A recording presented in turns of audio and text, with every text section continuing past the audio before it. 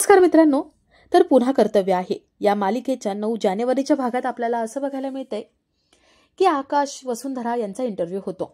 आकाश वसुंधराला सगळं क्रेडिट देत असतो. वसुंधरा किती चांगली आहे, तिने आपल्याला किती सपोर्ट केला हे सगळं सांगतो.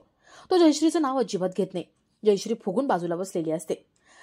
थोड्या वेळाने रिपोर्टर निघून जातात आणि जयश्री रुसून बसलेली असते. विशाखा तनया तिच्याकडे येतात.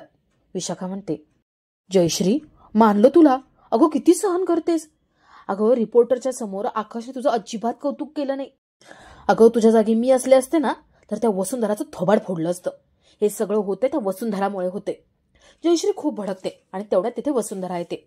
वसुंधरा किचन मधलं काहीतरी काम करायला जाते. ती एक डबा काढते आणि जयश्री तिच्याकडे येते.